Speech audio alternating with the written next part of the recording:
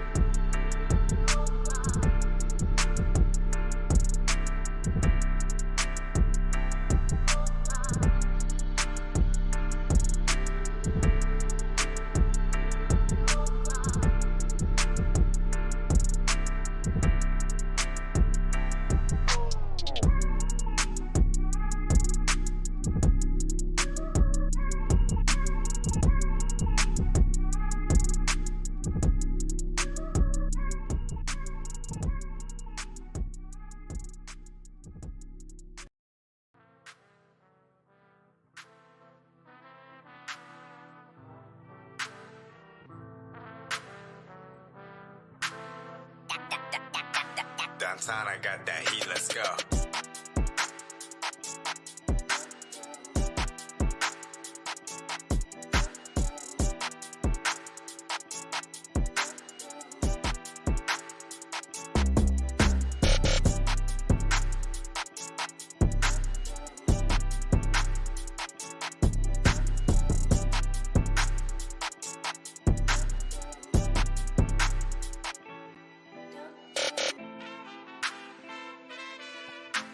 Yo,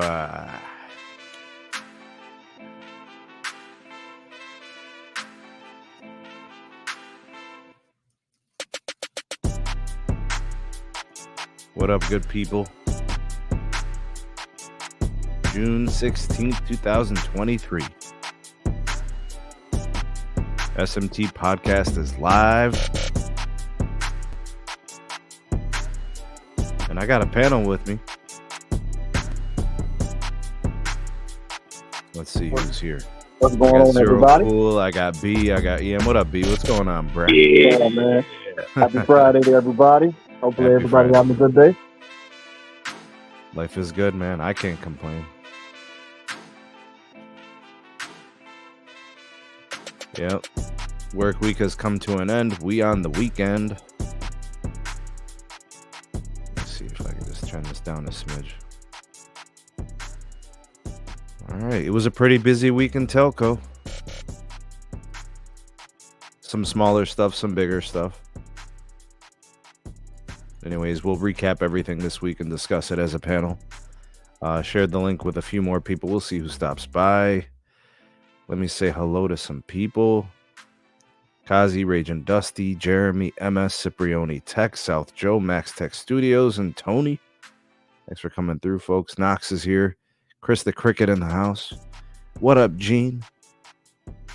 Appreciate you guys for coming through tonight. Let's see what else. Rolando is here. Ryan. Appreciate you guys. Thanks for coming through. Rich Z is here. By my tech in the house. What up, Al? Justin Tech. Yeah, man. Lots of ways to help out the SMT. Lots of ways you could help us out. It always starts with giving the video a like. You know, being subscribed and watching the content's great. Appreciate that very much. But if you really want to help the channel out, you can always rate my videos and my content. Just give it a like. Doesn't cost you anything to do it. Don't be lazy. Hit the thumbs up. I don't ask for much, man. That's really all I need. Anyways, what up, Jose? Mojo. Appreciate it. Thank you. Same to you. All the dads out there. Do we have a no radio sighting? Is that right? Yo.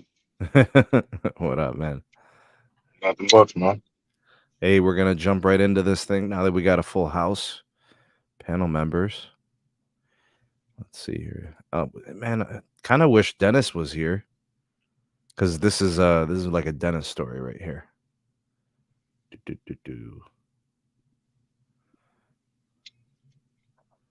Let's see here, dentist story. Hit the share screen. There we go. I'm telling you, man, Dennis would love this story. Comcast kicks off low latency DOCSIS trial targeting content providers. This is from today. Brand new story from Telecompetitor. I know, where is Dennis? Exactly. All right, Comcast is kicking off a trial of low latency DOCSIS, what's labeled as LLD, technology designed to enable content providers or app developers desiring low latency connectivity to mark traffic as latency sensitive in order to improve performance. LLD is a cable lab standard that uses low latency flows that share the same bandwidth and best efforts prioritization as regular traffic, doesn't adversely impact the quality, speed, or latency of unmarked traffic. So this feels like cable's version of QCI. That's kind of what it seems like to me.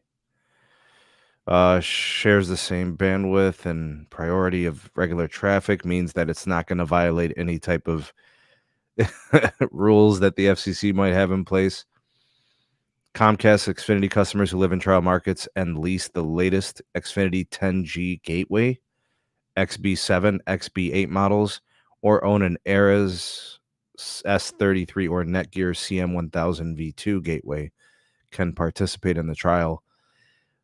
Low latency DOCSIS blog post contains links to the technical guidelines. Okay, so I kind of see this as the first time we're actually seeing specific low latency features being added as some sort of a QCI thing. What do you got for me, Zero Cool? Chime in, please. I mean, like, I don't know. Like, the first question that like popped in my head was like, is a low latency on the uplink, is that going to be good? Or is it just downlink only that's going to be noticeable? Or yeah, it didn't say anything specific to downstream or upstream, but it says low latency flow, so I'm guessing it's both sides. Yeah, I mean, is this is obviously going to be over a shared coaxial line. Right. Yeah, it didn't mention anything other than the. And I'm not. Does this seem software defined to you? Right. Yeah. Kind of. Yeah, based off some kind of a like kind of like how like a managed switch would work almost. It's kind of like, I don't know how they could. I'm just thinking like if a node just like gets overloaded, like what are they going to do? Like, I can't guarantee it. This don't make sense to me unless we're talking R5. Otherwise, I don't see how they're going to implement that effectively without R5.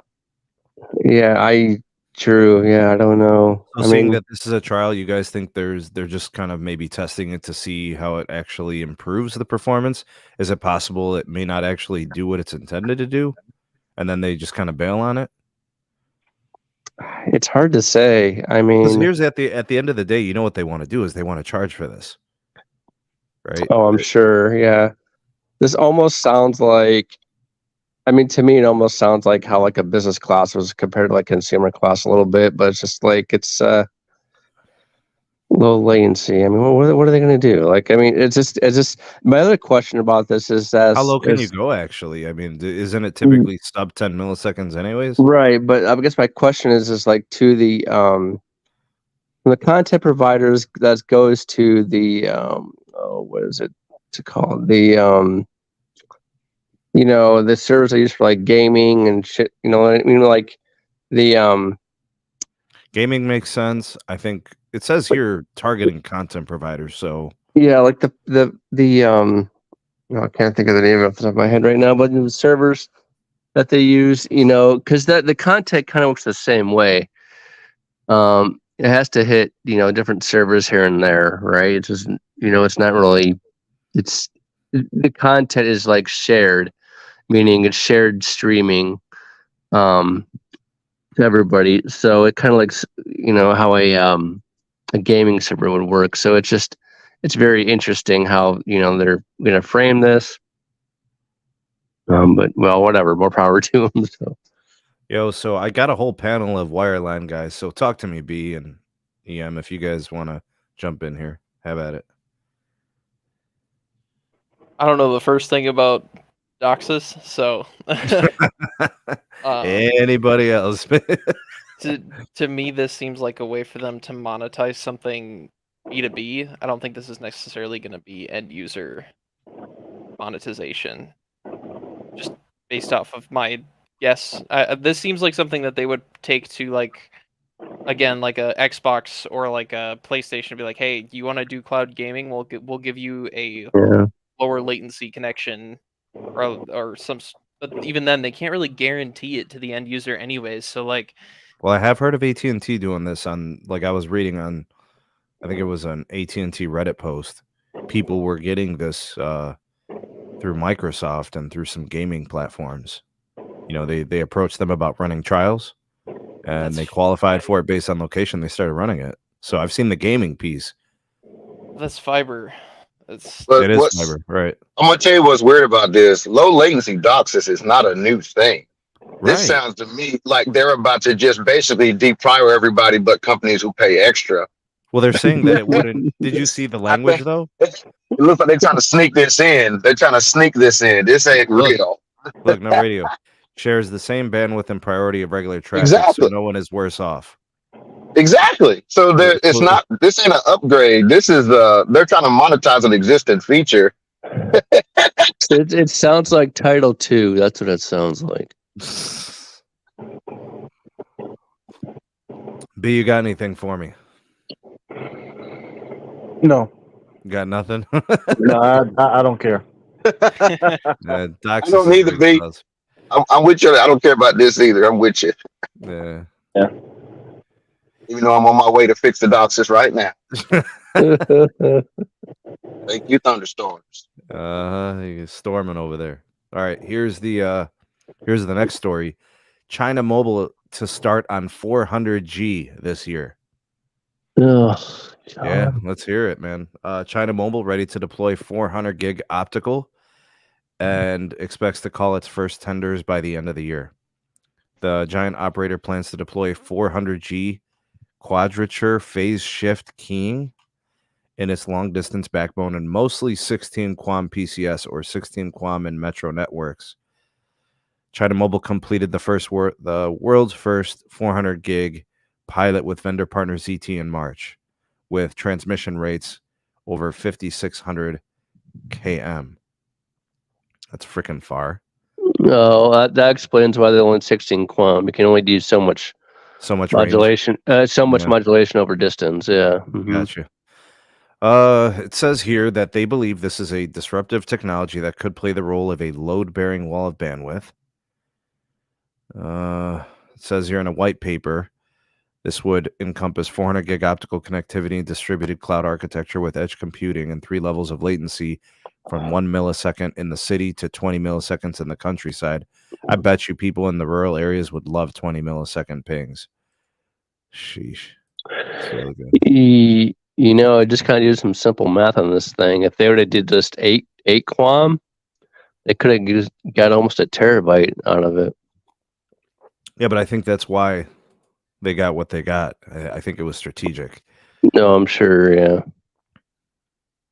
400 gig people. He believes the 400 gig OTN will dominate optical fiber for the next 10 years. Said Chinese manufacturers would need to invest more in R&D to keep pace with the large-scale rapid rollout. So basically, they'd have to go all in right off the rep, and it would probably take the better part of the next decade. It's a big country. It's about the size of the U.S., isn't it? China? I mean, it's got a lot more people. I think for sure. Oh yeah. So we're third ranked in the world, but we're like 1/6 of the population of China. I think they have like 1.8 billion. We're at 0.34 billion. Right? That's why they need the 400 gig. I mean, if you're going to service that many people, it's just It's whatever. She's kicking our butts again. No radio. Let me get you in on this 400 gig, man. Sounds cool.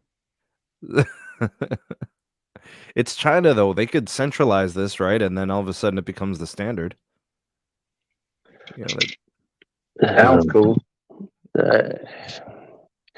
I think the QPSK is the nice. Usually for phase shift keying, you're looking at new modulation schemes to modulate data over pretty much over like what your pipe size is, right? So that's good. It's just I feel like they're not done. I feel like if they could start at 400 gigabyte, like I said, they're going to get eventually to a terabyte, probably by the end of the freaking year. Zero cool. Didn't US backbones just move to 800 gig? From like 400, I believe, like for AT&T and Verizon. Yeah, correct. Yeah. Yeah, that's why I just yawned because I won't go say anything though, because it's always me. I didn't want to say it, but yeah. I was kind of thinking to myself, doesn't a CTMS already carry 6 terabit? It's good that I feel like countries that do this is like China, Japan, us. I wonder what they're upgrading from though. Like what are they coming out of that this would be the upgrade? 100 gig, 200 gig. Yeah. Depends. Mm-hmm. Yeah, it sounds good. It says they're going with ZTE. It's like the more premium version of Huawei. Yeah. Well, you've got fully capable OEMs there that just can't play ball here. Oh no. The ZTE is one. They're getting banned out of Europe too, from what I understand. A bunch of countries, Germany's now starting to ban them too. All right. Anyway, sounds like it's a nothing burger from you guys. What do you say, AM? You want to? Siena's new WaveLogic 6 is gonna have the potential for 1.6 tera, so I'm not super impressed. I don't know. Yes, there you go. So Siena's WaveLogic 5 platform, this is all long haul transport stuff, right? Like the current architecture can do 800 gig already. The new stuff is going to be will go up to 1.6 tera. So this seems again just a nothing burger. The telcos in the US are already doing it. Mm-hmm. Beat your chest, America. Beat your chest. America. All right, man. Here's the let's address the elephant in the room. Dish reaches the 5G network goal. 70% of the US population covered. All right, so this is basically the low band build, right? They had to get 240 million Americans covered with their low band 5G network. Obviously, they're also broadcasting mid band, but it doesn't have the same reach. So now 240 million Americans covered with the connection, native Dish coverage, running a SA 5G network, standalone 5G, open RAN platform, right? They're using Mavenir, they're using VMware, they're using Fujitsu radio gear. We've seen all types of stuff, antennas from a couple of different companies. They've got 15,000 sites, and in my estimation, as they move towards the next phase of their build out, they're probably going to require another 15,000 at least. You could probably argue they might need 20 or 25,000 more sites, because when we look at the pops covered by their competitors, they all operate probably just a bare minimum to get their coverage that they have. They're at like 70,000 macro cells, and then you start adding in small cells and nodes and DAS systems, and those numbers go up by the tens of thousands. So you want to know what the actual minimum for a national player in wireless was? 50,000 sites. So you think that they got to get to 50,000? That puts them. That's there. Correct. Actually, notice a tangible. So you're over a 3x densification then. You got to go from 15 to 50. That's exactly right. Yeah, because you actually plan for 3x. All right, let's get Zero Cool. Tell me about this, man. You got 600 megahertz low band. They've got some 700 megahertz in some places. They've got a couple different blocks and types of AWS. They went in on some CBRS in some markets. They've got some DoD across the country. They've done a good job to actually get spectrum to build the network. The hard part, the building of the network, is what is going to be the next big thing. Okay, so they landed, it's June 14th when they landed the 70%. Now it moves to 75% of the US, but they got to get on that mid-band build, right? So that means by 2025, it'll be the same time in 2 years. All right, they need to raise capital, man. They need dough. This is going to be expensive. What's your take? So my take is kind of this. A couple points. Glad they're not sitting on spectrum anymore. Good for them. And then my other point is that this is reminiscent of the T-Mobile 600 megahertz build out. I was one of the first to actually test that out in California. This reminds me a lot of that. Getting the low band up in there. I think. I say they're doing just a touch faster than what T-Mobile did on their initial rollout of 600. But there's more urgency, right? No, of course there is. Yeah, that's what I'm saying. Yeah, just keep going. I mean, finish the race. So no, this is good. You can also buy the service now, right? I mean, I have Boost Infinite. I'm still holding on to my nice AT&T APN. So,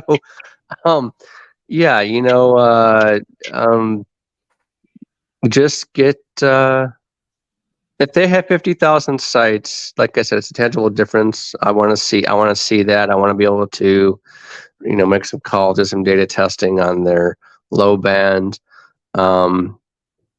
It would be nice to see. I mean, in the near future, it'd be nice to see maybe like I would really love, seriously, for Verizon, AT&T, T-Mobile, and Dish to have a low band roaming agreement between all of them. That would be so nice to have. So we'll see. But keep going, get to 50,000 sites at least, and then then the mid band will come sooner. And the reason why I say that is because if you have like 50,000 low band sites, yes, it's gonna. I mean, that's just your base coverage. With the bottom of your layer cake. So for your mid band, that's gonna be a lot tougher. Usually what they do is, I'm surprised that the FCC didn't say 80% or 85 or whatever. But yeah, the mid band is going to be a lot tougher for them to do. This low band was an easy hurdle for them, but the mid band is a lot tougher because you have to do so many more RF configurations just to get your handoffs right, your translations, your calling, your propagation. That's another issue. The voice over NR is tough. Exactly. So it's a lot easier to do voice over. LT. Right, but the LTE network, so they're all NR, man. That's exactly why you do a low band network first for VoLNA or any type of voice, because you extend the signal out over voice. So imagine throwing a baseball outfield, right? That's your low range, 600 and 700. Well, imagine you have 10 people in the short field all trying to catch the same ball, right? So that's your mid band, right? So it's a lot more RF intensive to get your mid band going. But let's see if they can do it. Let's get some capital in there and some more sites built and get a tangible number going. So I like to see that and see what happens. Good stuff. B, let me get you in here, man. Well, I'm pretty impressed. This is like the little engine that could. They keep on chugging along. So I'm impressed. Given where they are, as far as the amount of assets that they have and the cash that they've got, they don't have a whole lot of either. So good to see them, trying to figuring out ways to, continue to grow their network as quickly and efficiently as they can. It's pretty impressive. I, for one, am happy that they got to their mark. I didn't think it was going to be an issue because we already had word back in February or March that they were going to hit it. They had all the sites under construction that they needed. It was just the getting stuff on air and getting it tuned and, properly functioning. So it was pretty much a foregone conclusion. It was coming. The only thing now, when we look forward to the 2025 deadline, is we're already hearing rumblings of Charlie. For those of you who don't know who we're talking about, Charlie Ergen is the president of Dish. And I think he's also the president and the chairman as well. He is already in Washington, D.C., politicking, trying to get an extension on the 2025 deadline. So basically, I think what that's telling us is he's kind of putting up the white flag on that, and he's trying to get the extension and then probably focus on retail for the next year. Because if he gets an extension, they basically put the network expansion on hold while they try to monetize and sell the network they built thus far. And then probably in a year, he tries to raise capital so then he could reinvest into the company. I think they basically spent all the money they have, plus some that they don't have. And, B did a nice job of highlighting it. Their assets are limited. There's nothing to put up against to get money. So, and you tell me, what investor is going to blindly just invest in a company that has no proven track record in telco? Nobody. See what I'm saying? So that's the way I'm looking at it, is their back is up against the wall on how many levels? I could probably think of 12 ways. So unfair, man. So unfair. And if they weren't able to renegotiate that deal or to get a deal with AT&T, T-Mobile would be jerking them right now. Look at what they did to them on the 600 megahertz. Literally jerking. So EM, jump in, man. I haven't heard from you yet. Oh, first off, hats off to Dish for meeting their deadline. It's very impressive how That's fast. now 2 out of 2, right? They hit the first one last year, and now this one. Yeah. I watched them come into my market, 2 pretty big metro areas, and they got sites up within 3 months. And it took them a while to get them back or get them on air and actually able to connect to them. But still, they paced very well. I'm hoping that they have a chance to sort of rework their image and their brand, because I think that's going to be a big problem for them. The Boost name isn't exactly what I would consider a premium name in the house. So neither T-Mobile. Oh my god. I think that now that they've hit their deadlines, they have an opportunity to maybe I don't want to say pump the brakes, but maybe refocus some energy on actually selling the network. So here, what I think you're describing is the intensity, right? Yeah. Put some of that intensity away from the network and into the retail. Yeah, because you can build the network as fast as you want, but if you don't have customers that are able to connect to it and pay for the service, it's useless, right? And that's been the biggest frustration with all of us who are interested in following this, is that for a long time, you just couldn't buy service. Facts. It was impossible. But what I do find really interesting, and I'm going to kind of highlight MS's comment, is that in their 70% little promo video, they specifically used the word broadband. And I wonder if that's going to be their push as FWA, or a potential revenue stream that they're going to pursue. It's going to be fixed wireless.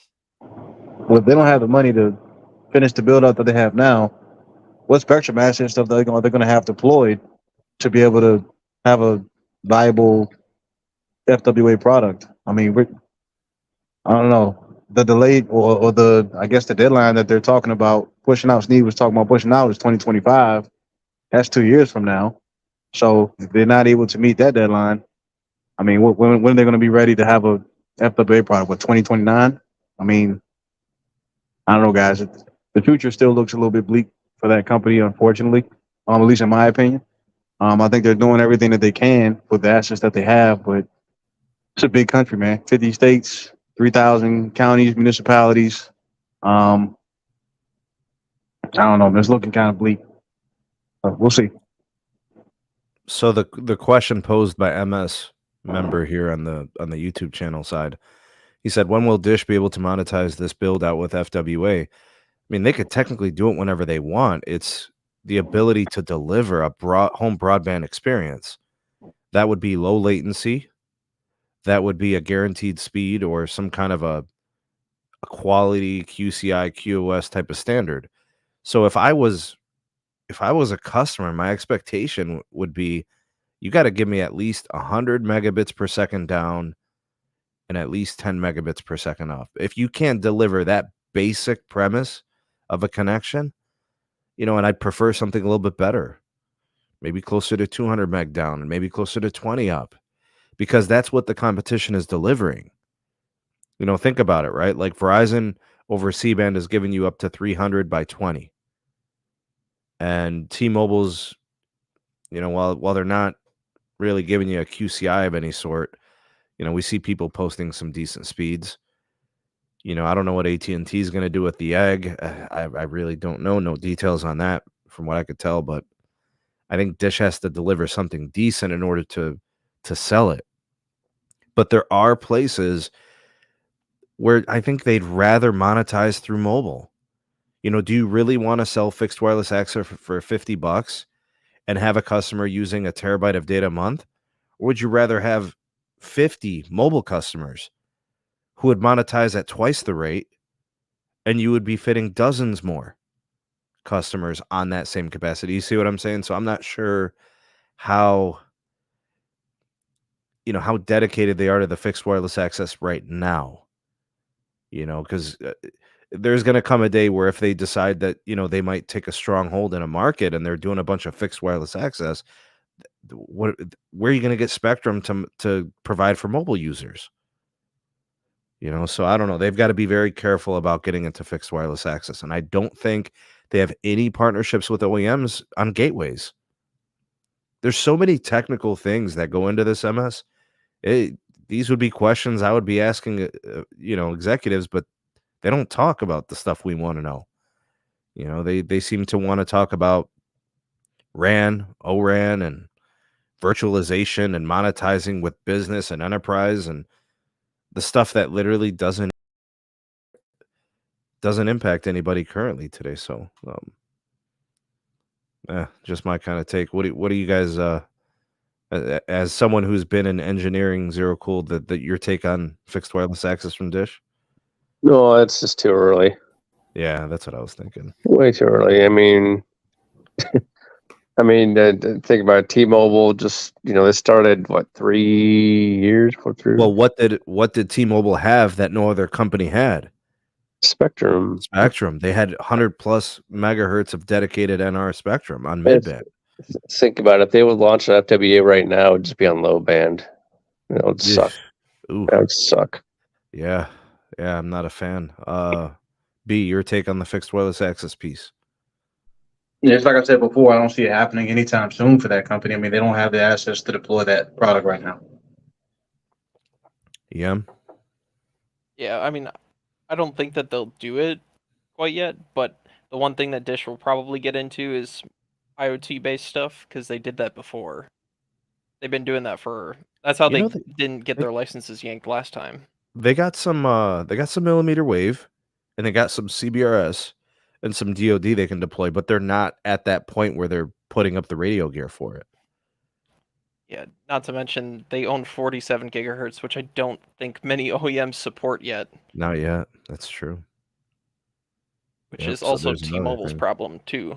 T-Mobile doesn't own a lot of 39 They got gigahertz. some 39 gigahertz. Yeah, it's not in abundance. True. DB Cooper, you want to chime in, homie? Yeah, tell Dish to go ahead and put the bow and a lipstick on it and sell it. Just make it happen, huh? Just get it going, huh? Adios. We've seen that play out before. What up, Weasel? Hey, just give me 1 minute. I'm in a call and I'll be right back. Yeah, bro. Yeah, you got it. What up, Best Blue Tech? Good to see you, man. Thanks for coming by tonight. Oof. What is this? Oh, I wanted to cover this story because a member on the YouTube member side of things, had been mentioning and discussing this exact thing. and I think you'll get a kick out of this too. B. Verizon upgrades network for Cincinnati customers. Thank God. I know, man. I vividly remember Tech Guy 32, you know, talking about this. So I just thought I'd throw this out there as a shout out. I actually have a video for this. I'll be dropping it tomorrow at some point, maybe in the afternoon. But Tech Guy 32, if you're out there, you're watching, you're just kind of lurking. Help is coming your way in two forms. You're getting millimeter wave deployment. You're getting C-band deployment at a 60 megahertz bandwidth channel. And of course, more to come by the end of the year when the rest of the C-band clears and those remaining blocks, satellite usage kind of transitions to terrestrial cellular. And yeah, man, who knows, maybe you'll be able to use them for your home broadband provider.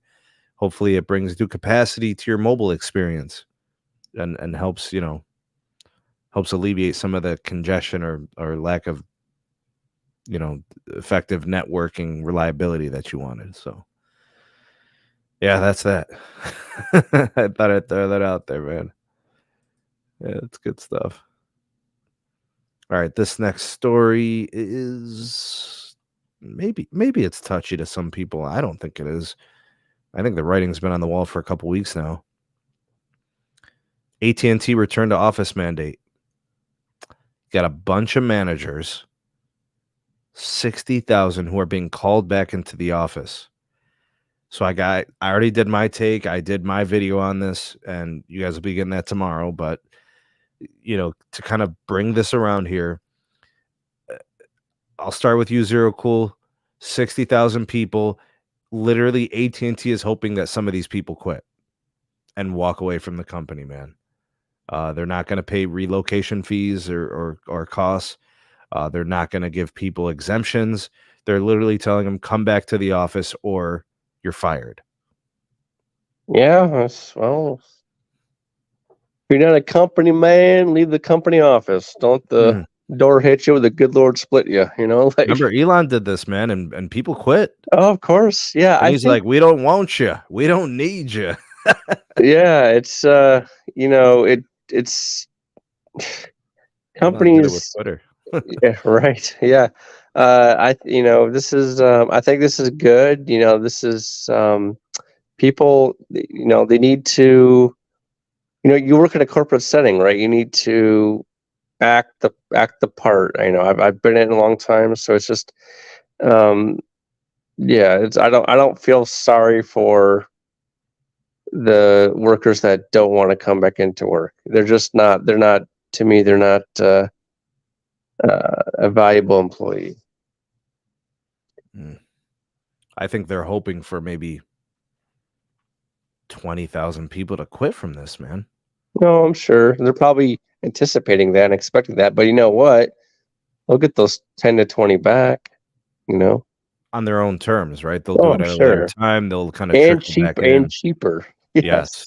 Yeah, that's true. Yep. All right, B, chime in, man. Work from home. They're telling them come back in. People are pissed, man, and they got to make a decision. Either you stay, you come back to the office, or adios. Well, I honestly don't have a whole heck of a lot of sympathy for these people. Unfortunately, just because, they kind of moved away without, to my understanding, any prior approval. They kind of took a risk that work from home was going to be kind of the law of the land going forward. I don't think they ever really got a real approval to work away from the home office. So, it's hard to put so much sympathy. And then when you think about, productivity, across the country kind of going down, I'm sure AT&T is not exempt from that. It just kind of is what it is. You hate to see people put in tough situations, but, we all have to be smart and be wise stewards over our own careers. And, it just is what it is. People will have a choice to make, and, we'll see what happens. Let me get you in here, bruh. As someone who never really worked from home during the pandemic, I was basically a frontline employee throughout the entire thing. I don't have sympathy for these people. They I understand that like there are jobs that can be worked from home, and I respect those people, and good for them, but I don't think that we've reached a point where we can be fully remote and be as productive as you are in the office. However, I do think that this return to office mandate that all these companies are doing is an excuse to not lay people off and offer them severance in some cases. Well, there will be no benefits if these people choose to walk away. They're not getting any type of relief. Exactly. And that's what I think the intention of these companies is, right? Like they're basically forcing the employee's hand. You either come back to the office or you quit, rather than offering them some sort of separation package. But I don't know. That's up for the employee to make that decision. And if they did like kind of like what B was talking about, if they dipped out and moved halfway across the country and are expecting to keep their job, that's on them. I think you just got a case of people getting a little greedy. It happens at the top with the millionaires and the billionaires. It happens in the middle class. It happens in the lower class.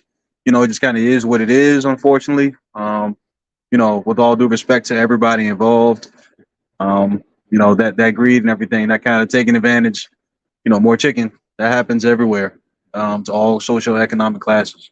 So, wish the best for everybody who, is impacted by this decision. But, companies have to do what they have to do, just like employees have to do what they have to do. So, when I see how this played out, these individuals made choices to go and live wherever, wrongfully assuming that they were just going to be working in this scenario for the foreseeable future. And that's just not how it played out. So they basically took a chance. They gambled. Because nowhere in their contracts, nowhere in the terms of their agreements with, signing on to the company or getting their jobs and being appointed their positions, nowhere did it say you are going to continue to be remote for the duration of your time working with us. So when these individuals who may or may not have families, may or may not have children, rooted in school systems already and, living places, amongst communities and stuff like that, that was all risk. So and that's on them. Big shout out to Franco. Appreciate the super chat. He said somebody has to pay for those property taxes. Let me get DB Cooper in here. Did you want to chime in, DB? Yeah. Exxon, congratulations. You're about to have a spike in gas purchases. Start getting your ass back into the office, people. Yeah, you're going to be collecting a lot more fuel from these folks. And is what it is. But they're not even living in the same cities. Well, but I think there's a lot of assumption that all these people moved away. That's probably not. It's probably maybe 50% of them moved away, but not all. It's not the majority. It's in the thousands if they're looking at 60,000 workers being with uncertainty. That's what I'll tell you is I know people personally who have been working remote since way before the pandemic, and they all live near offices of companies they work for. And they ask them to come in occasionally, don't they? Yeah, but only if their stuff at home doesn't work, if they have an issue at home. Ah, gotcha. That's about the only time they have to come in. But I mean, if you really want to work from home, there are companies that literally have like 60% of their workforce from home. Find a new job if you don't want to move back or whatever it may be. There are opportunities. Just get looking. Yeah, just not AT&T. Yeah. Let me get Weasel in here, man. What up, Weasel? Oh, maybe he's not back yet. All right, I guess we'll come back to him. Man, if productivity had stayed where it was at the original onset of the pandemic, when companies started telling people to go home and whatnot, I don't think we'd be here right now. But productivity, has gone down so much that it's kind of forced companies' hands, man. I mean, I don't know. Yeah, but that's not what this particular story is about. That's true, but I mean the overall overarching, I guess lesson from this is that you have several different companies across multiple industries who are making the decision to bring employees back to the office. And yeah, because they have obligations to the cities where their headquarters are. That's true. There's Those are obligations there. financial obligations. Yeah, financial obligations. You have economic impact from them being there and all that kind of thing. I respect all of those things, but I'm sure companies would have worked those things out if they were able to benefit from the lower cost of having to operate those offices and still having the productivity as if they didn't lose anything because people went home. Because again, there was a while during the pandemic where productivity actually increased versus where it was before. People were doing the jobs. People were, it improved, it increased. And if things had stayed that way, I don't think we'd be having this conversation. But I think a lot of people got lax. You go out in the city on a Tuesday, 11, 12 o'clock, it's busy as all get out. I mean, is anybody working? You just don't know.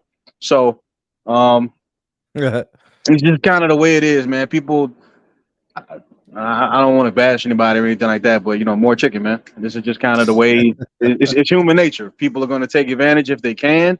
And it doesn't necessarily make them bad people, but these CEOs and these upper level management executives, it's their job to be stewards over the business.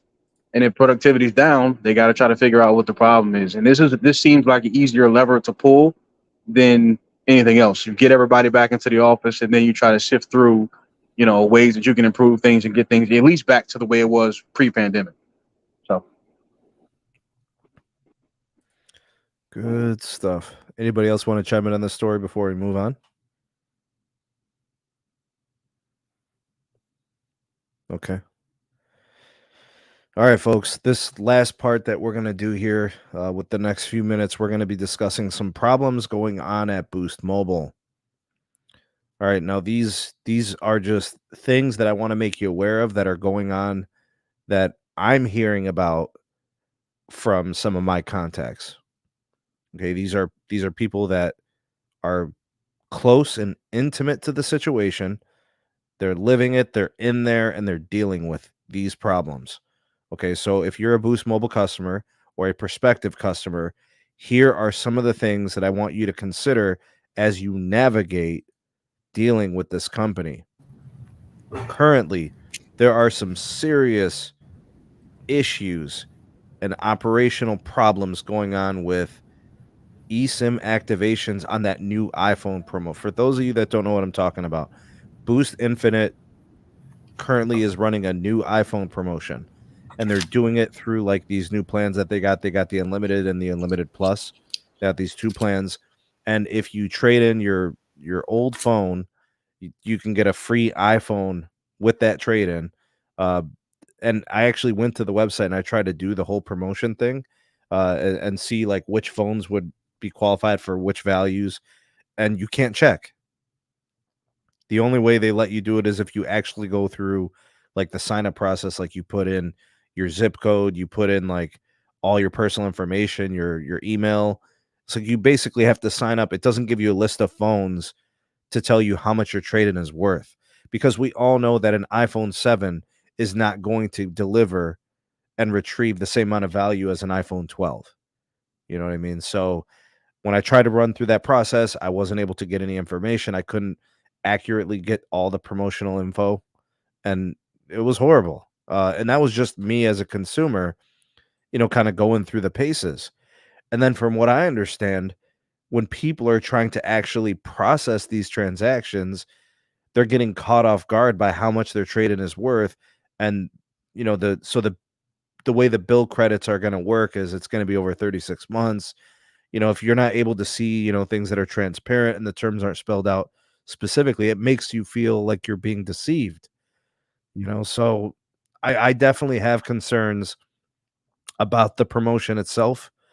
And hopefully they actually, maybe it's just omissions, things that they skipped over, and they're going to go back and correct them and make the process a little bit better. But I do want to kind of put that out there, put it on your radar. If you're going to be using that Boost Infinite iPhone 14 trade-in special they got going on, navigate those waters very carefully. I don't know if any of you guys on the panel have tried it. Has anybody? No. No, I mean, because my bill's still cheaper than what it was. I already have an iPhone. Yeah, that's the thing. Like, you want to know what it's going to charge you, right? What is your phone qualify? Because that's an important thing. Like, You have to trade in a phone, and you need to know how much you're going to get for it, or else Yeah. you don't know what to expect. They'll probably get hacked again. Don't worry. Oh, damn. By the way, I'm also hearing rumblings, and this is internal, that there are issues activating eSIMs. And of course, what do we know about the iPhone 14? eSIM only. So whatever portal or whatever activation process Boost Infinite is using, they've got a serious issue. There is no reliability. It's like you're taking a chance to get it to actually activate. So there's no guarantee you're actually going to be working with a proper eSIM profile. They usually set them up with like QR codes and stuff like that. It's because Apparently, this is all problematic. it's because of it's not certified with Apple yet, because we don't have the certification with Apple yet fully in place. So that's the reason why I'm just pushing it through Elevate. And hoping that it works, maybe? Yeah. Damn. Yeah, if not, it has to get escalated to Tech 2, and Tech 2 can push it through. But literally that's the problem. And the Android eSIM works, no problem. It's just, so it's the iPhone specific is the issue. Right now, yeah, because the certification is not there yet until the iPhone 15. Yeah, I'm hearing that the people, the customer care people are having a hard time trying to help people with this.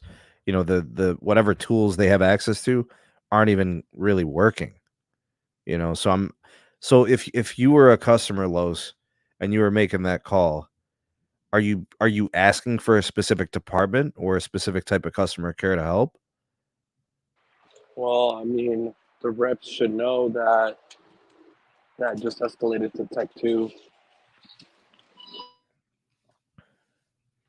It's messy, man. Because how you going to run an iPhone 14 promo and your activation process is so problematic? That's another obstacle. It's another hurdle.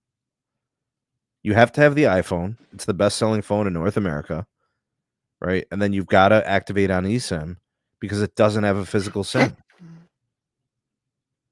Literally, Apple transitioning to eSIM only screwed Dish, bro.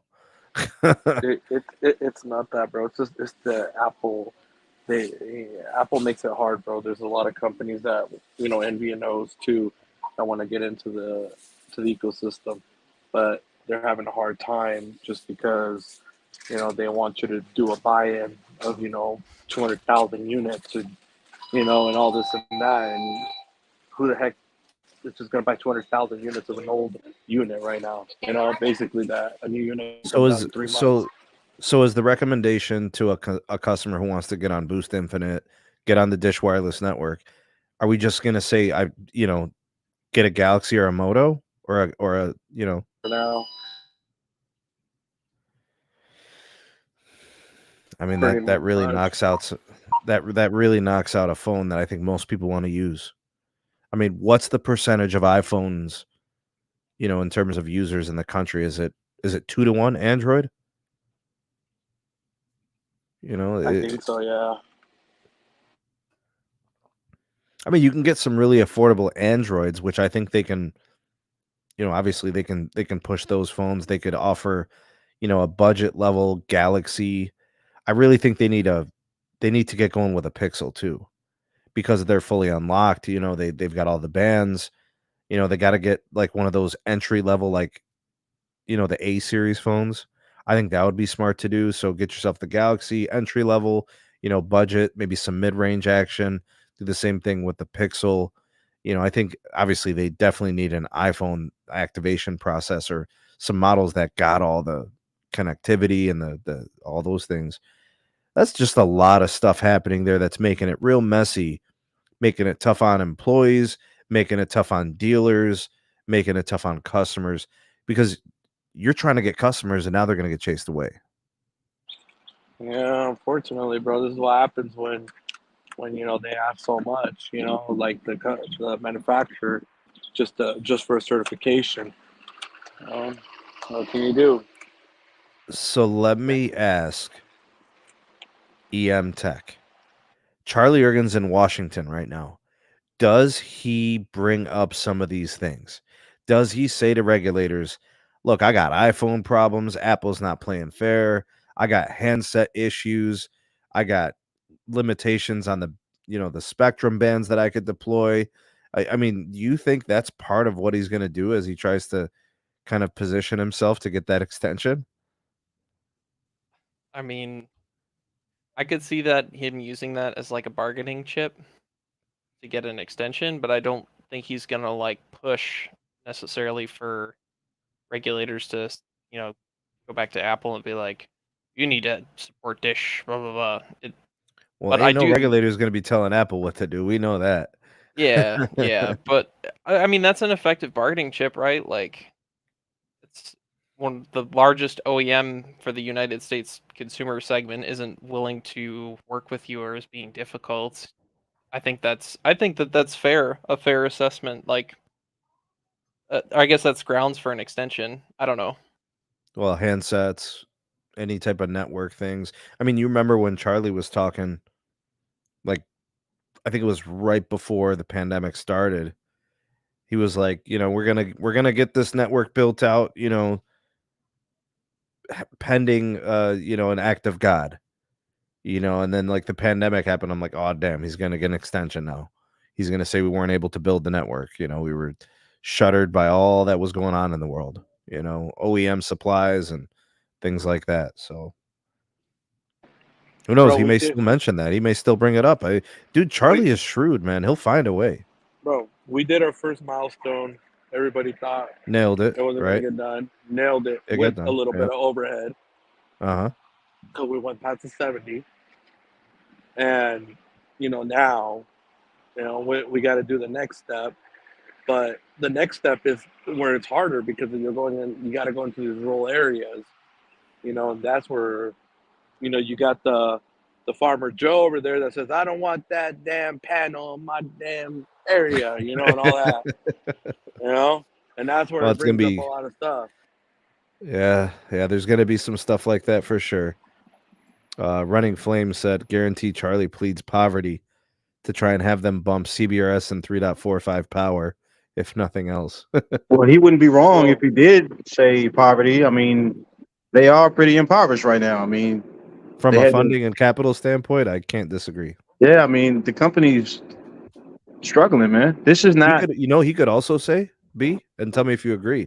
He could also point to the whole conundrum with T-Mobile. He could talk about the deal that they got screwed on. He could talk about the 800 megahertz. I He could would. talk about the the poaching failed of the 600 customer, mechahertz leases they didn't want to pay. Any the poach. opportunity, any Remember the poaching opportunity to customers, add that and to slander that company, I'm all on board with it because it's their fault. bro. That doggone boost is struggling the way they are. It's Nick, bad. until March, they were still sending out text messages to our customers, trying to poach our customers still, saying that you can switch over to us. There were still people in March getting those messages. You know what really bothers me, guys, is last earnings report. Mike Sievert, the CEO of T-Mobile, was talking glowingly about Charlie Ergen, saying like, "Oh, I don't doubt Charlie. He always finds a way, and we don't count him out." Like, come on, bro. You've been trying to bury them since the rip.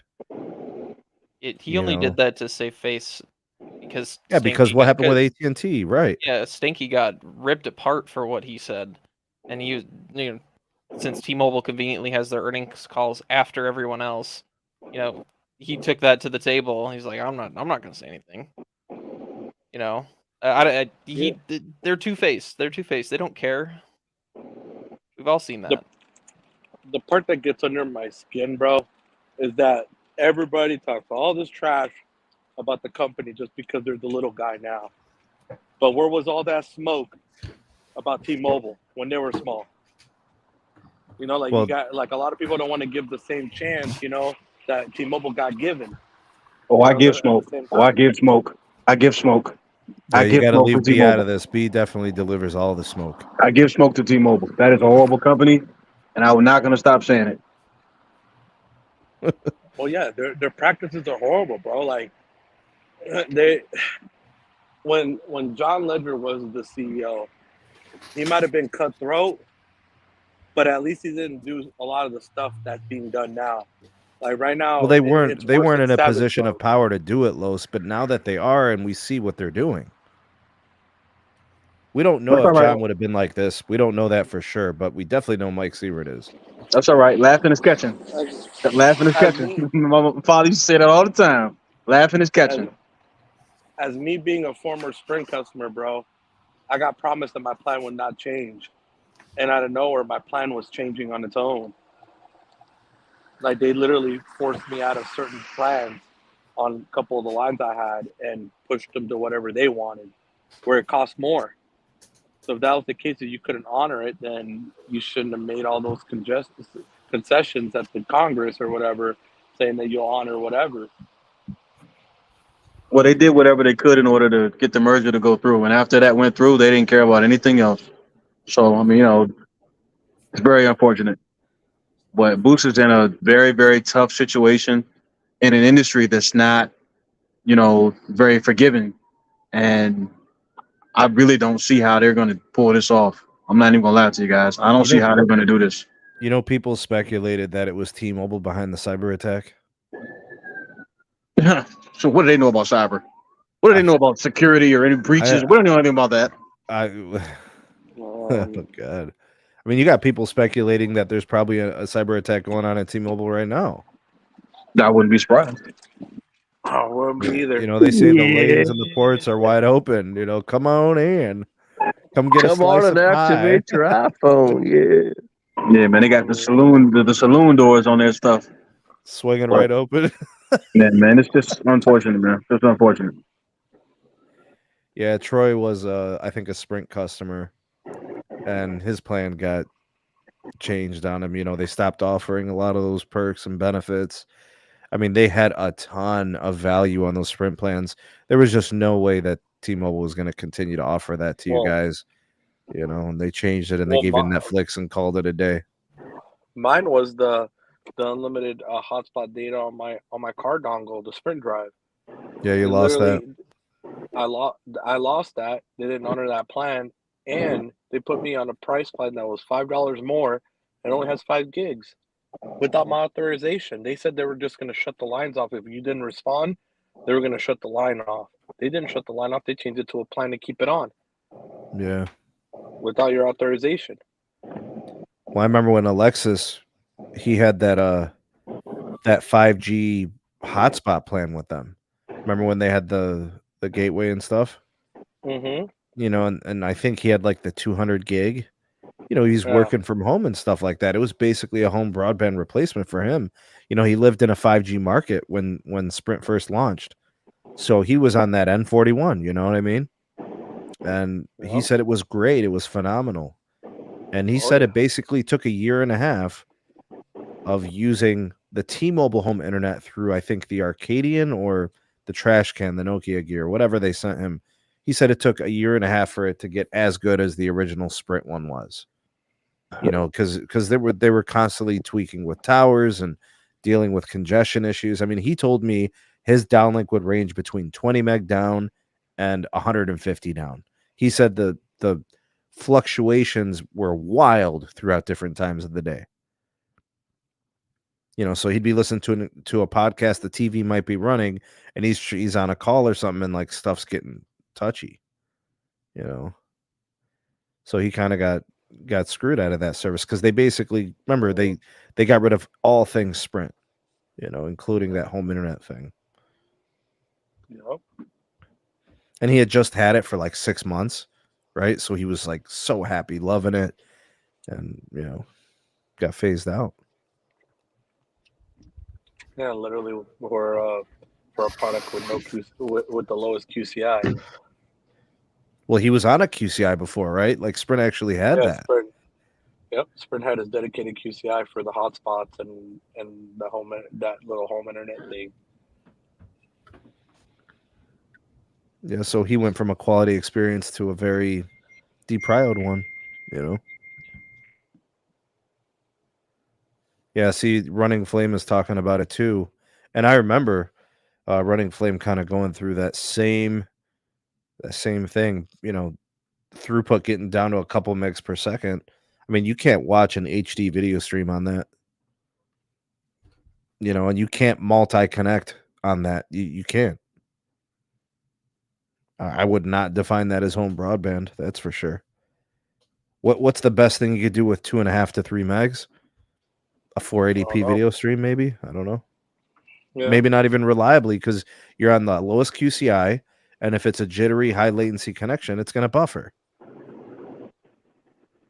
And that's just video. I mean, what if it was something that was a little bit more, something that needed, a better, more reliable connection? Sure, I could see video calls dropping. Video calls drop on T-Mobile's native network. So yeah, their fixed wireless isn't going to be much better. But they're fast. They got fast speeds. $90. More chicken. I had to choose between my Comcast and the T-Mobile Home Internet. I'm staying with Comcast. Did you try the other one at least? How am I going to try something when tower spacing is ass? Oh, so you can't get a good signal? No. I think at the very least, if you're going to get T-Mobile Home Internet, you got to make sure you're like within a mile of the tower site so you can at least get a decent signal on N41 because you got to have the bandwidth. There's no way you're doing it over 600 megahertz. Man, even they are DCS for that matter. They are in trouble, man. They have no offload strategy or anything.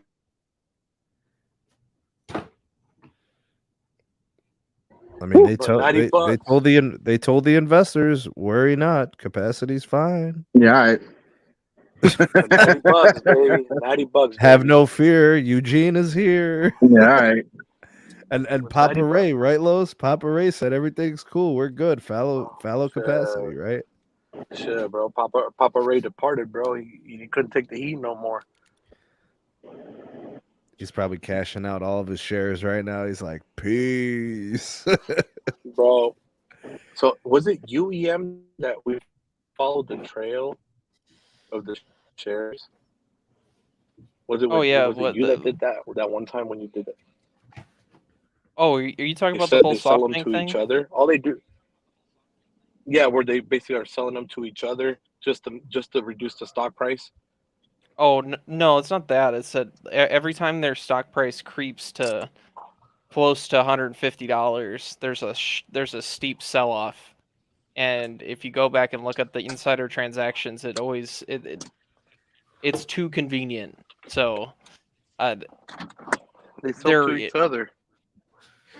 Well, they're just artificially keeping their stock price low so that they don't have to pay out the 48 million shares to SoftBank. Because that is a looming devil on their shoulder, right? Like, I really thought they were done with SoftBank. There's still residual things with their agreement. There's a significant residual liability to SoftBank, and I forgot what bank it was. I think it was Chase. I actually asked Mike Sievert during the earnings call, last quarter's earnings call. Asked them about it. And dude, I've never seen him sidestep a question so fast. Like, oh damn, their financial situation is not great, and nobody wants to address it because. So you know what's going to happen now, EM? That guy who asked that question is literally banned from the T-Mobile earnings conferences now. They'll never take his call ever again. I know how this goes. Like, that guy really just signed his connection to T-Mobile, just signed it away. They'll never take his call ever again. He's blocked. Yeah, I mean, it's the writing's on the wall. I just don't. People don't want to see it because it doesn't. I don't know. They're too excited over their free whoppers or whatever. Yeah. As an investor, if you're invested in T-Mobile, I highly recommend you go look at that. It's not financial advice, but just look into it. Well, what do they stand to lose out of it? See, that I don't know. I mean, 48 million shares is a big chunk. Oh, so you can value that, sure. It's a lot of money. Yeah, I think the stock is currently trading at like $130 some. Bunch of thongs, yo. I mean, they're down. They dipped. I mean, like you said, there were times where they were pushing that $150 mark, and they teeter back down into the 120s, and then they creep back up. I have seen that. You know, when you look at telco, just general vibes, the market's down. Spectrum is down, 15% this, in the last 12 months. I think Comcast is up 1%. T-Mobile's up 3%. Verizon's down 20%. AT&T is down, I don't know, 15, 20% or something. They had a steep sell-off after missing on their free cash flow metric. It's just the sentiment to the industry is poor. And T-Mobile has been the beacon of light with respect to investors. They have really positive sentiment towards them. All this free cash flow that's going to seemingly pop out of nowhere, and revenue increases sequentially, and all these things. And it's like, well, it doesn't reflect in the stock price recently, at least. I don't know if that means maybe there's other stuff that's getting found or identified. I don't know. And we don't do financial advice here, because to hell with that, bro. I don't want to get somebody in trouble making bad investment decisions. Oh, snap, MCI. I've seen that poll. Yeah, MCI.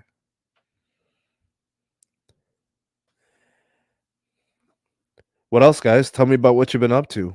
Anything else in the cellular world, or any technology stuff you guys want to discuss? Phones, what you've been testing, using, your experiences. When anybody want to share, the floor is open.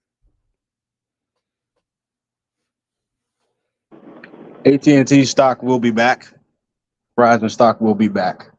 At the end of the day, America will rely on those two companies just like they have for the last 100 years for their connectivity needs. They'll rebound. Word on the street is, B, this is just what I've heard, is I'm hearing two conflicting things, actually. I've been hearing from one side of the spectrum that the Verizon plans aren't performing well and they don't sell and nobody wants them. And I've heard from others that it actually is getting some take. Yeah, I've heard actually that too. Yeah, I've heard. Okay, yeah, so like I'm hearing both. Only one can be true, right? Those two things can't happen simultaneously. So we're gonna find out. Obviously, Q2 ends here in a couple of weeks, and then we're gonna get what earnings will be sometime in July. So we'll find out what the truth is. But I thought that was kind of interesting that the two things are being reported by, and these are just generalizations by, people in and around the industry. So I nothing's official until the numbers are official. Well, I'll tell you this. There is enough of a contingent of people in the marketplace who didn't like having to pay for things that they quote unquote weren't using for me to believe these plans are doing well with Verizon's current base. Now, maybe for brand new customers who are used to whatever, maybe from a growth standpoint, from a new subscriber standpoint, maybe there's been some challenges, but how is that different from any other recent quarter that Verizon's posted? It hasn't really been different. But I don't think that's Verizon's strategy going forward. It seems like they're trying to pivot and seeing if they can just get more accretive revenue, more growth out of their current base. They got the largest base out of everybody in the wireless telco space. They're probably looking to grow internally from the people that they're already doing business with. And if they can do that with these new plans, I mean, it makes a lot of sense. There are a lot of people who just want wireless service. They're not necessarily concerned about 4K and all this other stuff. They just want the wireless service. And if they want options to get other things, they want the option to get it if they like, but they're not necessarily trying to get everything baked into one plan. I know, Sneed, we've discussed this before. The 5G Get More plan, which is my plan of choice, I'm not sure how well that plan was selling. It obviously wasn't selling well enough to get the company not to pivot to these new plans. So most of the disdain that I've heard from the new plans are people who are looking at the 5G Get More plan as their plan of choice. And it's their comparative analysis between the best plan with these new My Plan, perks and everything like that. So if you're looking at it that way, I certainly can understand. But most customers had an $80 plan already, and they were paying for a bunch of stuff they didn't necessarily want. Now they don't necessarily have to do that. They still have the $80, but there are some things they're getting more of than they got with the other plans. Like they got 5 gigs more, mobile hotspot, and all that other kind of stuff. So, I mean, I don't think the plans are as bad as people are making them out to be, unless you're talking about someone who was on a 5G Get More plan, something along those lines. You're looking at those higher value plans. You already were invested in something like that, but it seems like the majority of the base wasn't. So, I don't know. I think the plans will be fine going forward. We'll see what AT&T does. If AT&T releases new plans that are similar to Verizon's, then I would say maybe Verizon's on to something. We know what T-Mobile did, right? They revamped their plans, so that's what they're going to be offering for the next several years. They're not going to backtrack and change something after a year, right? At least 3 or 4 years, because the last time any plans were changed across the market was 2019. Yeah, I mean, and so be it. There's nothing wrong with the differentiation of strategy. We'll see which one works the best. But if you're a company like Verizon, who is traditionally, historically known to be the most expensive in the industry, and then you pivot, and all of a sudden, if you're just comparing base pricing, you're not. Hopefully that's refreshing, at least to the, current Verizon customer. We'll see what happens, but I do know there are a lot of people out there who just didn't want a plan with a bunch of stuff in it that they may or may not have been using. So maybe it sounds like the plan, the pivot was with that particular customer base in mind. So you're saying they weren't really using it, so who cares, right? Yeah, I mean, if they're not going to use it, if you have everything baked into one plan, you have to pay Apple, Disney, all those particular providers, regardless of whether a customer uses that stuff or not. At least if you have something like this, whatever plan it is that the customer is purchasing, all that money goes directly to you. Then if you have the perks that are add-ons, that's when you have to pay the content providers. So you still keep the content provider happy because they still have the relationship. They still have access to your 140 million customers and whatever. They still have access to that customer base, but you only have to pay them when the customer decides that's really what they want. Right. So, I mean, it makes a lot of sense from that standpoint. And then, of course, when you look at the fact that if you were to get those same perks from a Disney or from a Walmart, it's cheaper to get it from Verizon still, even with these plans, than it is to get it directly from those particular providers. So, I mean, there is still some savings there. You do get some things that you didn't get before. You get a little bit more hotspot and all that kind of stuff. So, I mean, I don't think the plans are horrible. $90. All right, so EM Tech, not everybody's really using everything, right? Oh yeah. You know what I could really use? A coffee. I could use a coffee. The real SMT Buy Me a Coffee link is in the description. Folks, get me a coffee. Keep the SMT caffeinated and motivated, as EM Tech typically does. Appreciate you, buddy. And one more thing to let you guys know about is the deflation promo is still running for our partner, Mint Mobile. If you want to be in on this new customer offer, right now they're currently running $15 per month on any plan. That would include the normally $30 per month unlimited plan. You'll get it for $15. All right, the best value in the game, legendary customer care. You can activate with a physical SIM. They'll send you one, or you can activate on eSIM. Regardless, use our partner link in the description, mintmobile.com/Sneed. You'll be helping out the channel. You'll be saving yourself some ducats and getting a great value and getting some excellent customer care from the fine folks at Mint Mobile. Yeah. He gets him with the coffee line every time. I didn't get him this time. Real talk, bro. He kind of had it. He kind of felt it, bro. You set that one up. You set that one up, bro. It was this ain't the first, and it won't be the last. Yeah. Please do like and share this as well, and I'll be sure to send out reminders to folks as we near the completion of the deflation promo. It is obviously going to be on a limited time promotion, so I'll be sure to put that out there. So if anybody wants to take advantage of it, I'll keep you guys in the loop on that. I'm not sure how long it's going to last. It might be a few more weeks, but it is kind of nice that if you want that T-Mobile access, right, but you want to open an up account with Mint Mobile as like Tony Stark, or you want to be Steve Rogers, or maybe you want to be who's another Thor Odinson, maybe you want to be the Black Widow or something. No, snap. It's prepaid. You know what I Yeah. mean? So it kind of, you could sidestep some of that, I suppose, all the issues with cyber issues. But it really is a good value. By the way, dude, dozens of people have already taken advantage of the offer. I'm really happy with the turnout. Like, people are really taking advantage of it. And not too many people are complaining. Some people have said, it's not enough data. And I don't know what the experience is like, but I know that the unlimited plan has 40 gigs of 5G and 4G LTE data, unlimited talk and text, right? It gives you coverage across the country. I know they have phone deals too. I think if you get the 6 months of service, the 6-month plan, they give you 6 months free when you buy a phone. So let's say you wanted to upgrade, your phone and stuff like that. They have offers and ways to do this that can help you save money. It's pretty competitive stuff, actually. And they're really good to the SMT. They've been really good to me. Working with them has been really, really good. By the way, we got another partnership with Southern New Hampshire University. I don't know if you guys saw the video the other day. Oh, did you guys see that? Yeah. We got a partnership, and it's we're really trying to encouraging people to look into the cybersecurity degree.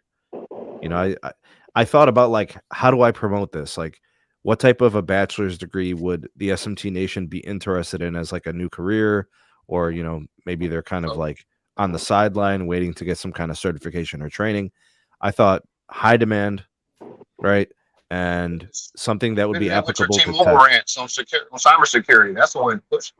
Yeah, and then we could funnel all the great talent like directly to T-Mobile. You know what I'm saying? Yeah, we need to fight China.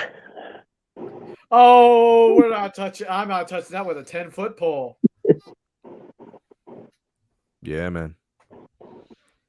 Ohio Railfan Tone, definitely, man. I'll check it out. I will. Definitely. I haven't gotten a chance to watch many videos today.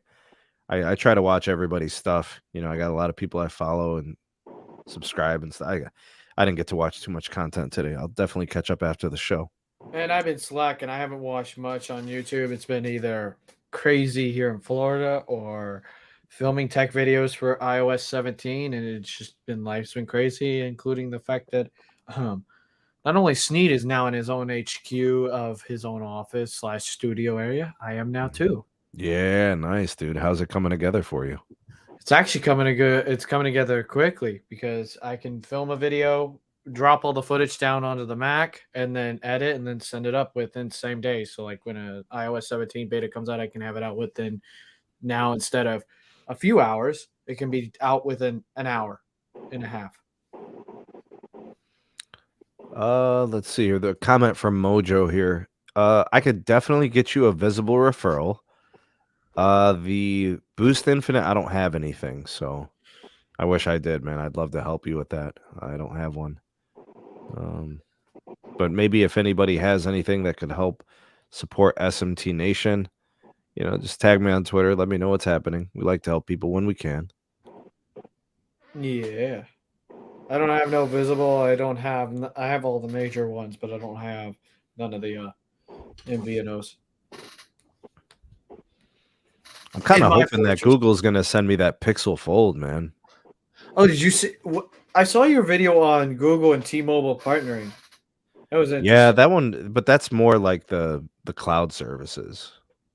Yeah. I mean, I'm kind of, so like from the hardware side, like the Pixel 8's going to come out in what, 5 months or something?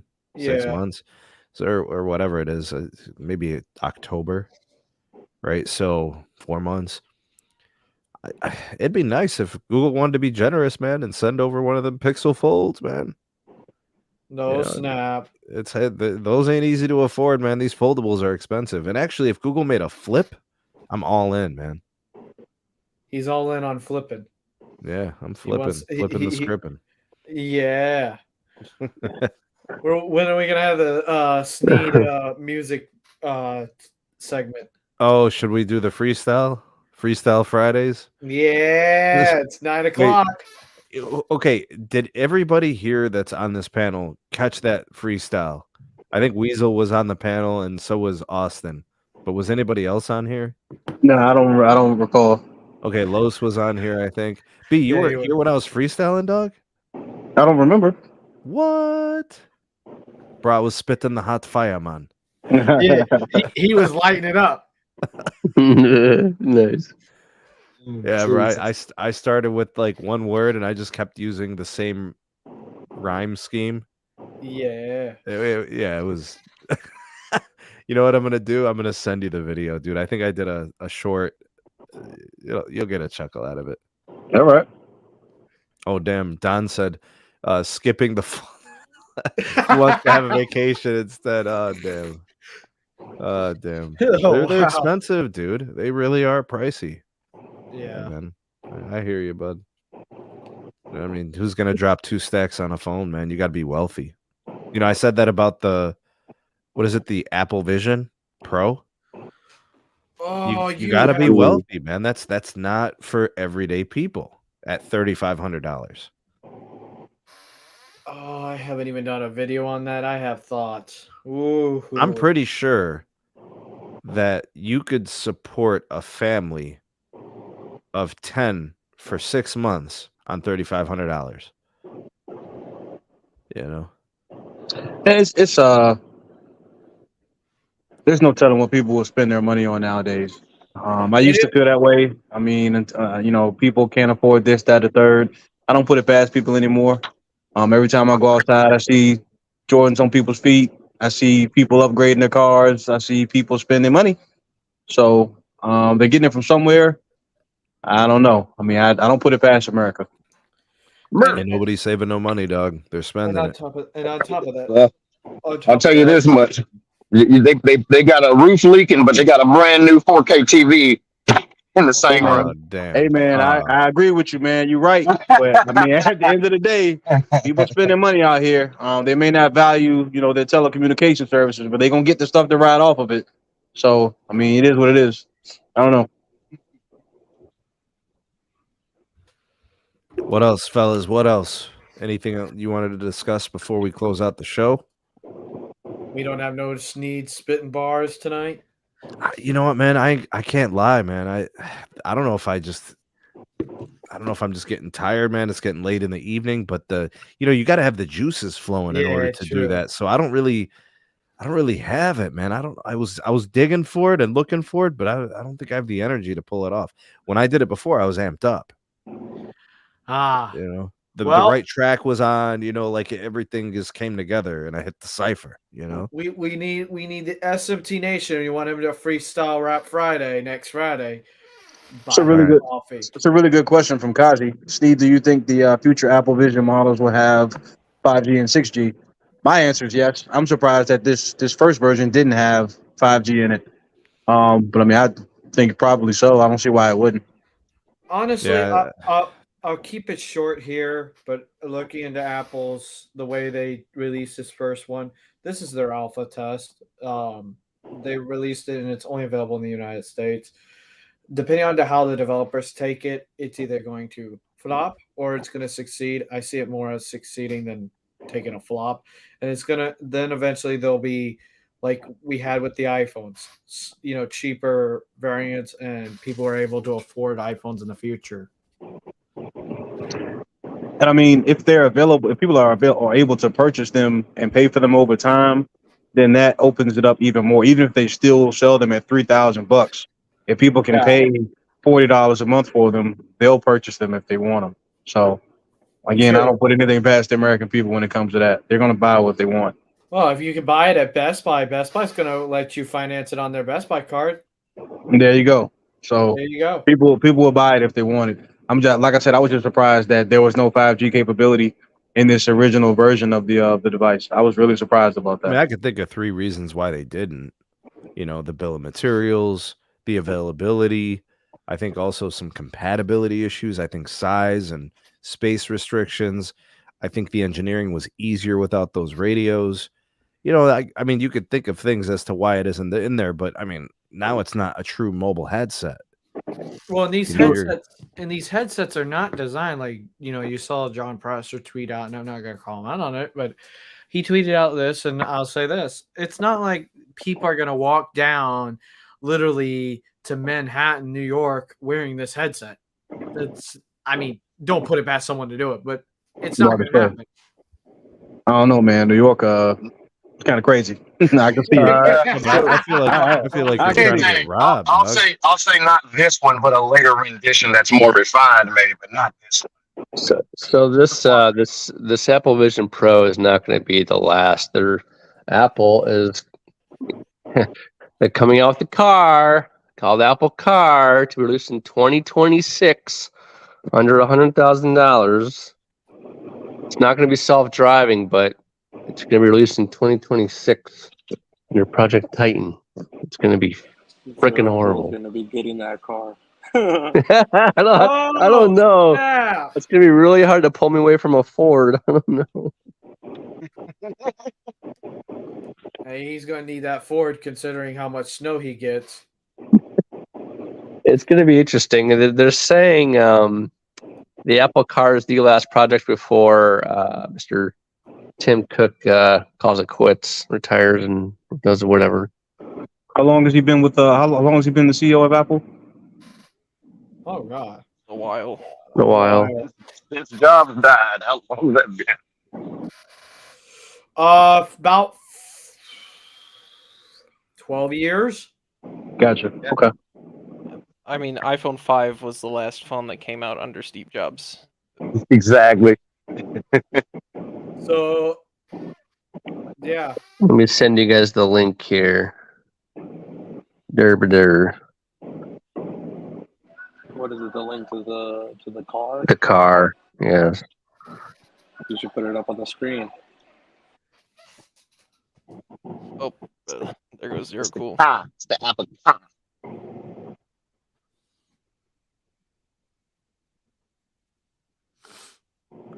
Other than that, I really don't have anything else that I Me neither. wanted to talk about. I saw a couple of people talking about, I forgot who it was, asking about the Vodafone 3 merger in the UK.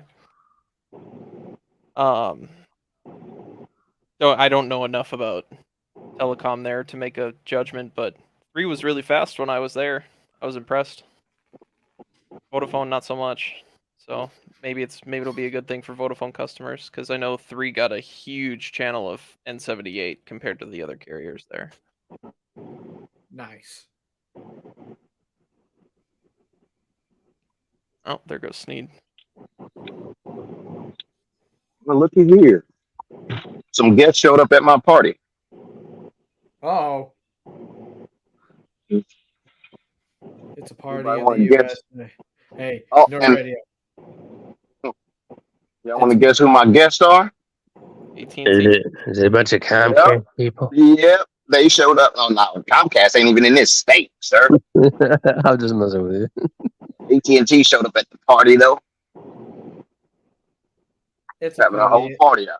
It's a whole party out here. It's a party in the USA. Party in the parking lot. Yeah. Party in the parking lot. Yeah, man. Yeah. They brought the big AT&T truck out. Big boy, 60 foot. Oh snap! They got a lot of twisted pair damage over there. Whole lot of twisted pair damage. I feel bad for them almost because I'm done fixing my stuff. They're gonna be here a while. Oh well. I'm just. They only got to splice a couple hundred pairs of twisted pair back together right quick. Oh, God. Zero Cool's over there like, oh no. I remember those days. No, I don't feel sorry. I didn't have to do anything but play some module. I'm out. Right. The radio's like, I better just get out of here while I can. Hey, Zero Cool, I was gonna ask you. I've been reading up on Comcast's new 10G or whatever they're calling it. Yeah. And they're using EPON instead of NGPON or XGPON. Mm-hmm. Does that have any sort of advantage compared to the other standards, other than Ethernet? It's cheaper. Oh, it's cheaper. Okay. What was that? Ding, ding, ding, ding. Yeah, we like cheaper stuff around here. Just sometimes. Cheaper stuff actually gets built. sadly, So true. but true. Oh, that's so true. My God. Some stuff you daydream about it for the next 10 years. Hope it shows up. Yeah. Yeah.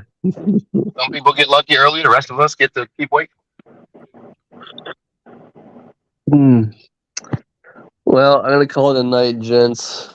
I'll have a great night and happy 5G. Happy 5G. See you later. Cool. Yeah, later. Oh, there ain't much Alright, on my dude, cool. agenda. I just Have a gotta good one, add it. man. I'm not sure where Sneed went, but it's a pretty quiet night tonight. So Yeah, everybody's quiet. What's going on? What's going on? I don't know what's up with you, Carlos. What's up? How's the Vegas? I'm working right now. Oh snap! So do we call? Are you guys want to call it a night? yeah, 'cause I think I'm gotta good. edit. Okay. All right, I guys. gotta edit. You know, Sneed appreciates you guys for always tuning in to the podcast. Everybody, he really appreciates it. Thank you for the super chats earlier. And if anybody donated Buy Me a Coffee, we thank you for that too. And also remember to check the channel partner link down below, mmWave. Right now they're doing the deflation deal. You can get the unlimited plan for $45 for 3-month promo. Go check it out down below. And also, Sneed loves his coffee, so the Buy Me a Coffee link is also down below. We appreciate everybody who tuned into the panel and was here. And we had a great show. And we're going to catch you in the next one, guys. Make sure to leave your favorite hashtags. Of course, always hashtag replay crew. That's going to always be the one. If you were eating while you were watching this podcast, hashtag ravioli gang. And also, Sneed always appreciates his members and patrons. And we'll catch you in the next one, guys. Take it easy and peace. Peace.